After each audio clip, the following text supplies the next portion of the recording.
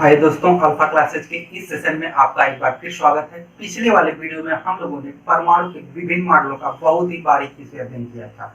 वहां पर हम लोगों ने कई सिद्धांतों के बारे में पढ़ा था। इस वाले वीडियो में हम लोग परमाणु के एक और मॉडल के बारे में देखेंगे। यह मॉडल बहुत ही इंपॉर्टेंट है क्योंकि इस मॉडल के थ्रू आगे हम लोग बोर-बारी का इलेक्ट्रॉनिक विन्यास सीखेंगे और उसको सीखने के पहले हम लोग अगर कोश के हिस्ट्री के बारे में जाना चाहते हैं कि कोश क्या होती है, ऑर्बिट्स क्या होते हैं, तो ये जानने के लिए हमें इस मॉडल को बहुत ही अच्छे से अध्ययन करना होगा और इलेक्ट्रॉन के वितरण को समझना होगा कि इलेक्ट्रॉन किस प्रकार नाभिक के चारों ओर वृत्ताकार कक्षाओं में चक्कर लगाते हैं। और इस बात को सबसे पहले नील्स बोर ने अपने इस एटॉमिक मॉडल में बताया था। तो आइए देर न करते हुए देखते हैं कि नील्स बोर का यह एटॉमिक मॉडल कब आया था। 1913 में आया था और 1913 ईस्वी तक हम लोगों ने परमाणु के बारे में यह जान लिया था कि परमाणु अविभाज्य कण नहीं रहा, यह छोटे पार्टों में बटा हुआ है और यह इसके छोटे कण इलेक्ट्रॉन कहलाते हैं और यह जो इलेक्ट्रॉन होता है वह परमाणु के बीच में एक धन आवेशित ठोस भाग होता है, उसके चारों तरफ चक्कर लगाता है। तो आइए देखते हैं कि नील्स बोर ने क्या क्या बताया था। नील्स बोर ने यह बताया था कि ये जो परमाणु होता है वह नाभिक के चारों ओर वृत्ताकार कक्षाओं में चक्कर लगाता है। वृत्ताकार कक्षाओं, और इस कक्षाओं को कहते हैं ऑर्बिट्स। यह जो इलेक्ट्रॉन होता है वह नाभिक के चारों ओर वृत्ताकार कक्षाओं में चक्कर लगाता है। आइए देखते हैं कैसे।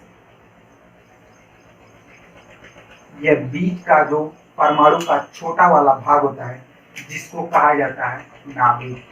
नाभिक के चारों ओर इलेक्ट्रॉन ठीक इसी प्रकार वृत्ताकार कक्षाओं में चक्कर लगाता है। इन कक्षाओं को, जो यह वृत्ताकार कक्षाएं होती हैं, इन कक्षाओं को नील्स बोर ने नाम दिया KLMN।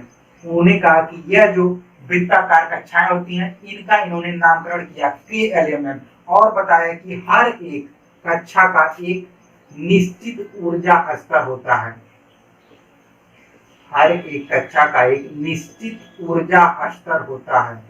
मतलब इस बात का क्या मतलब है निश्चित ऊर्जा स्तर? मतलब कि यह जो कक्षा है, की कक्षा है, यल है, यम और यन, इन कक्षाओं का हर जो ऑर्बिट्स हैं इनकी एक अलग अलग ऊर्जा स्तर होता है। मतलब कि यल जो के कक्षा है इसका ऊर्जा का जो लेवल होगा वो अलग होगा, यम का अलग होगा, यन का अलग होगा। हर एक कक्षा अपना एक अलग अलग लेवल रखती है।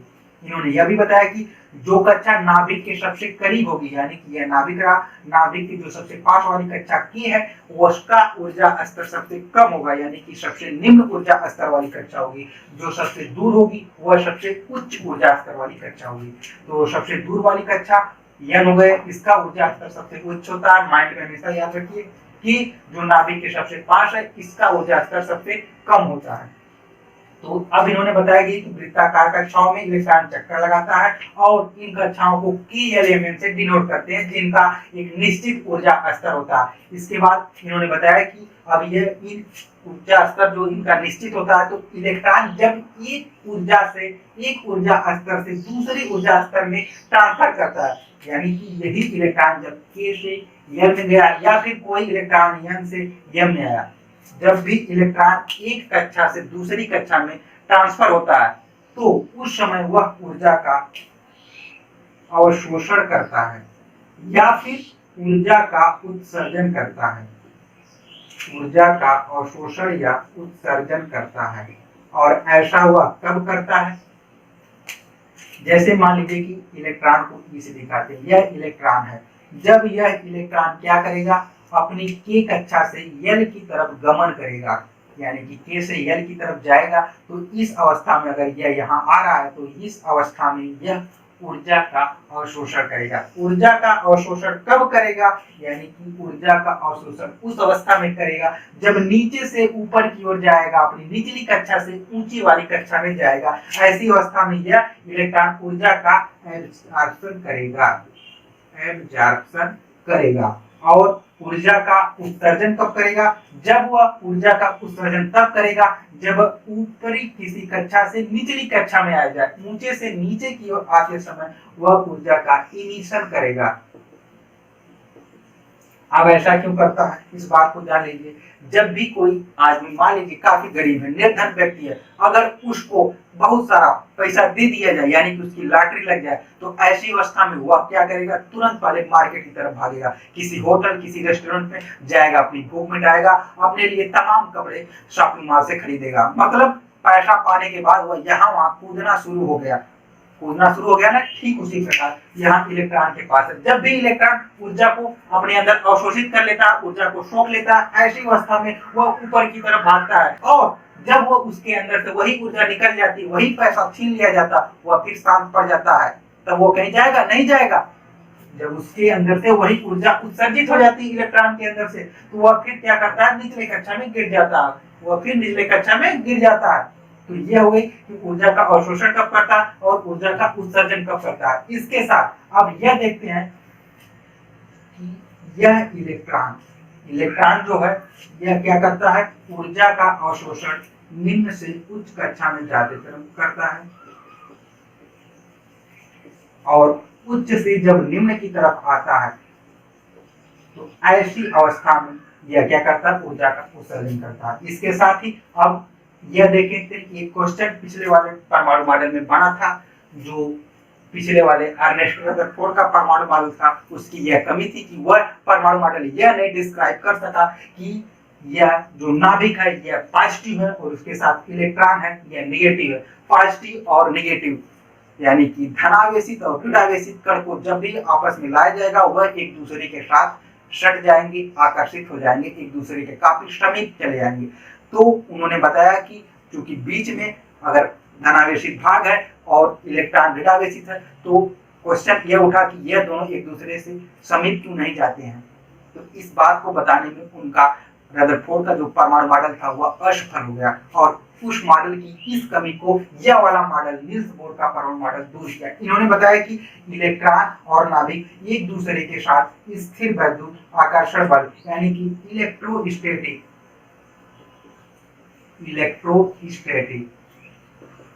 फोर्स, स्थिर विद्युत आकर्षण बल इलेक्ट्रोस्टैटिक फोर्स के साथ जुड़े होते हैं।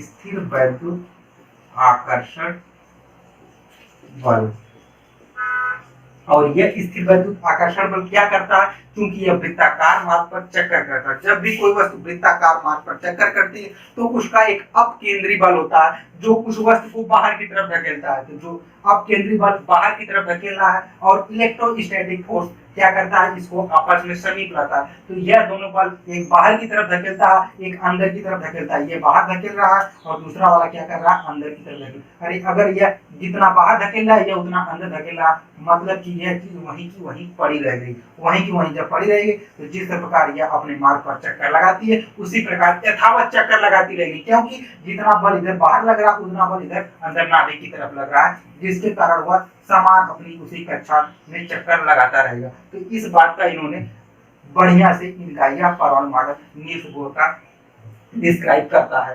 तो इसी के साथ और कुछ क्वेश्चन और बनते हैं, उस क्वेश्चन को देख लेते हैं कि जैसे नील्स बोर का यह परमाणु मॉडल पूछा जाता है किस सिद्धांत पर आधारित था। तो जब किस सिद्धांत की बात आए तो हम लोग कहेंगे मैक्स प्लैंक एक वैज्ञानिक हुए, मैक्स प्लैंक का एक क्वांटम थ्योरी है।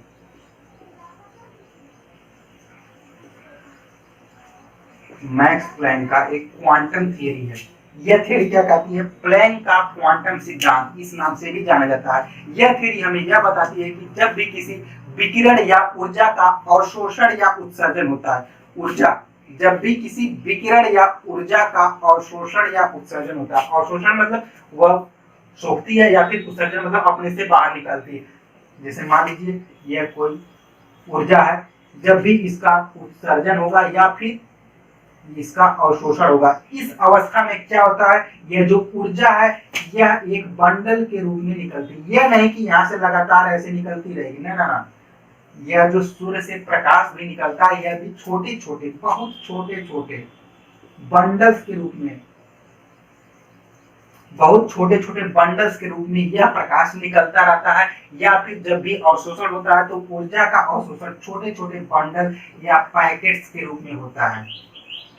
तो यह थ्योरी कहती है, क्वांटम थ्योरी या क्वांटम सिद्धांत यही चीज बताता है। तो इन्होंने अपना जो यह पूरा एटॉमिक मॉडल दिया था जिसके चारों तरफ चक्कर लगाता है, तो इन्होंने ये अपनी पूरी थ्योरी इस क्वांटम सिद्धांत पर आधारित करके बनाई थी। इसके साथ ही और कुछ क्वेश्चन है जो जानना बहुत जरूरी है हम लोग, क्योंकि पिछले वाले वीडियो में पढ़े थे कि रदरफोर्ड का जो परमाणु मॉडल है उसको सोलर मॉडल के नाम से भी जाना जाता है, सौर मॉडल के नाम से भी जाना जाता है। इनका जो नील्स बोर का यह परमाणु मॉडल है इसको ग्रही मॉडल कहते हैं। ग्रही मॉडल क्यों कहते हैं, क्योंकि यह सूर्य है, सूर्य के चारों तरफ वृत्ताकार कक्षाओं में ग्रह चक्कर लगाते हैं, हम लोग यह जानते हैं। तो इन्होंने कहा कि यह जो सूर्य है वह नाभिक की तरह उससे तुलना की और बताया जो इलेक्ट्रॉन है वह ग्रह है, ये चारों तरफ चक्कर लगाते हैं। तो इन्होंने कहा कि ये ग्रहों के समान अपनी एक निश्चित कक्षा में चक्कर लगाते हैं, इसलिए इन्होंने इसका ग्रही मॉडल नाम दिया, या फिर इसको प्लेनेटरी मॉडल भी कहते हैं। प्लेनेटरी, प्लेनेट्स हो गया ग्रह।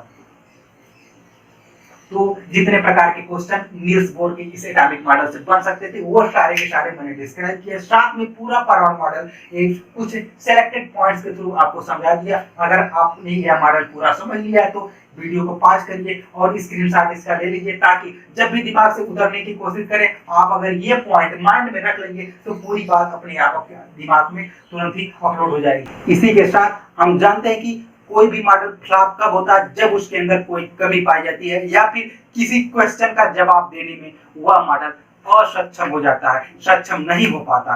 तो यह मॉडल भी जाकर आगे चल के थोड़ा सा फ्लॉप हो गया था।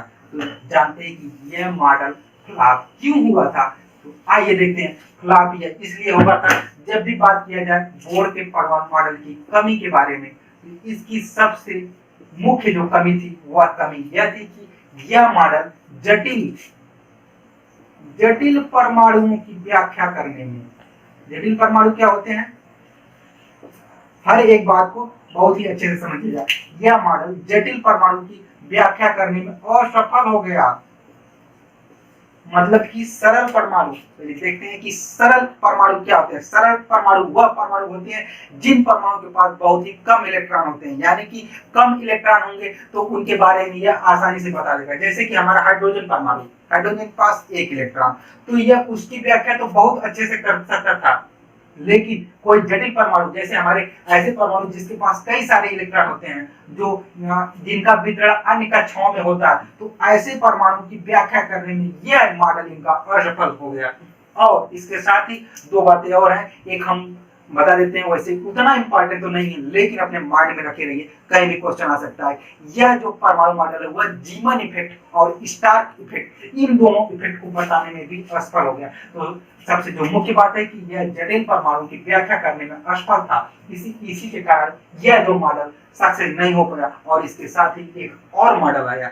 हाँ, अब ये जो पूरा वीडियो है इसको अपने माइंड में पूरा बैठा लीजिए। हाँ, स्क्रीनशॉट जरूर ले लीजिएगा ताकि यह पूरे पॉइंट्स आपके माइंड में सेम उसी तरह स्टोर हो जाए जैसे मैंने डिस्क्राइब किया था। अगर आपको यह वीडियो समझ नहीं आया तो आप वीडियो को एक बार पुनः देखिए और उसके बाद आपका पूरा कंफ्यूजन दूर हो जाएगा। हाँ, क्योंकि यह वीडियो आपके लिए इतना इंपॉर्टेंट क्यों था, आगे मैं आपको बोर बरी का इलेक्ट्रॉनिक विन्यास बताऊंगा। वहां पर वह जो इलेक्ट्रॉनिक विन्यास होगा वह बोर और बरी दो वैज्ञानिकों ने मिलकर वह इलेक्ट्रॉनिक विन्यास दिया था। उस इलेक्ट्रॉनिक विन्यास में यह बताया गया कि किस प्रकार इलेक्ट्रॉन परमाणु के चारों तरफ वितरित रहते हैं। तो उस इलेक्ट्रॉनिक विन्यास को सीखने से पहले यह मॉडल अगर हमारे माइंड में पूरी तरह से स्टोर रहेगा तो काफी अच्छा होगा। हाँ, आपने चूंकि पूरा वीडियो मेरे साथ देखा तो इसलिए मैं आपको एक बार फिर धन्यवाद करता हूं। और इसी तरह आप अल्फा क्लासेस के साथ बने रहिए, केमिस्ट्री आपको अपने आप आएगी।